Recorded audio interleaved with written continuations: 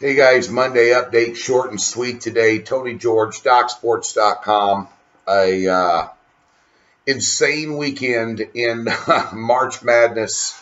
The good news is plus 7 units Saturday and Sunday. The bad news is a 1-1 split on Sunday with Clemson. Big play on Xavier. Game of the year play did not make it. They crapped down their leg late in the game, blew a 12-point lead, and you're all sports bettors. You're watching this video on YouTube on a Monday. After a brutal and long 4 days, I haven't shaven, haven't slept hardly. This afternoon is going to be a big nap for me. But nonetheless, yesterday, Michigan State, North Carolina, Cincinnati, Auburn, not even in the games. Syracuse, 3 games in 5 days and take down number 3 seed Michigan State. That was a shocker. I think the most obvious bet on the board to me was a number 1 seed versus a number 9 that did not play. Missouri, who was very shorthanded, who should really not have been in the tournament. They beat them up pretty good, but they really didn't play anybody. And Xavier had that well in hand. They have one of the best teams in the country. You know, I thought earlier in the day, with all these teams going down, that Xavier and Nova were going to be the odds-on favorite, you know, to win this tournament. You know, Kansas maybe, but the way Clemson played yesterday, you know, I had them. I'm not going to tell you I thought they were going to beat somebody by 30 points, especially Auburn, who's very well coached, usually in-game coach. Bruce Pearl's a great in-game coach. But nonetheless, there Xavier falls, just grabbed defeat from the jaws of victory. And so, nonetheless, getting a positive unit gain, you know, picked up a 7-unit win, you know, on Saturday with Duke, and we slept. And Xavier we were going for the weekend sweep there, but I'll take 7 units out of the weekend. It wasn't an easy night for me. Obviously, upset and couldn't sleep, but you know, you got to get up and fire back at it today. And notice all but one NIT team won yesterday at home. The only loss, Baylor lost by 1 against Mississippi State. Thought Baylor, I told you when the NIT tournament opened, Baylor should not be a number 1 seed.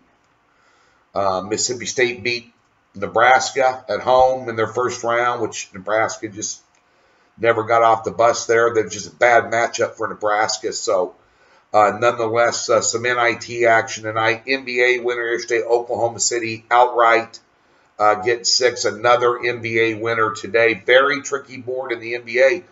Bear in mind, you need to look at those playoff standings, East and West. Look at the teams that are sitting on a big game tonight in Miami.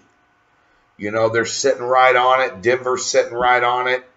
You know, Wade and Whiteside are out for Miami. You know, Denver's just a different animal away than they are at home. Tough one to call. There's just a lot of tough games to call in the NBA tonight. Golden State, San Antonio. Golden State, the walking Draymond Green, the only starter on the floor. You know, against Coach Pop, who doesn't like losing. You know, just some real tough calls tonight. I found one that's the best bet on the board, got it, and NIT action. We're going to go ahead and jump on an NIT game tonight, and I'm going to give you one for free as well, a 4-unit NIT play. Let's add to those 7 units we picked up last couple days, get up to 11, ease the pain of that Xavier loss, and move forward. Interesting game here, USC, Western Kentucky tonight in the NIT.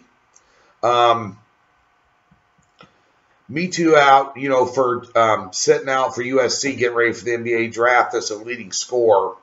They didn't have trouble scoring against NC Asheville. The problem is they had a lot of points, but it was double overtime just to beat them. And their team looked completely disinterested in that game. That they did not want to be there. They were upset about not being in the NCAA tournament with, you know, a regular season finish that was pretty high in the Pac-12. But at the end of the day, I think those things will subside a little bit. Western Kentucky beat the living dog crap out of Boston College, who we all saw make a run in the ACC tournament and is a good basketball team, a very well coached basketball team. That was an impressive win by Western Kentucky. In my mind, USC only hit 52% of their free throws in a double overtime game. That's concerning if you're backing them laying 4.5 tonight, because I'm not going to back them. I'm going to take the Hilltoppers. I'm going to take Western Kentucky. High-flying offense, got a lot of scores, shooting 46% from the floor, 44% from three-point range.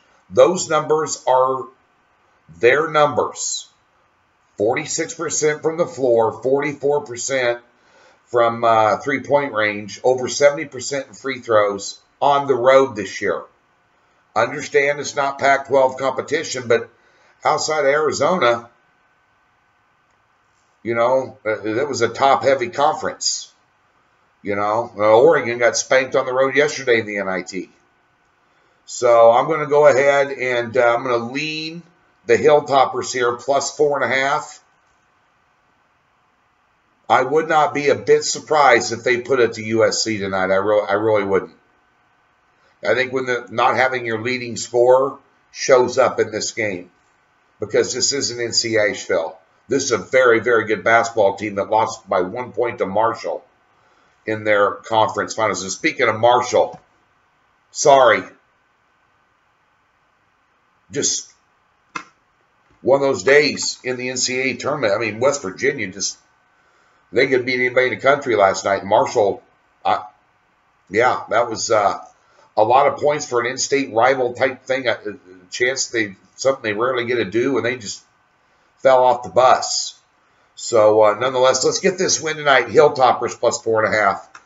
NIT NBA tonight. Come on, let's pick up 7 units overall today in the NBA and NIT, and move on to Tuesday and get ready for the Sweet 16 Thursday. Some great opportunity in the Sweet 16 this week.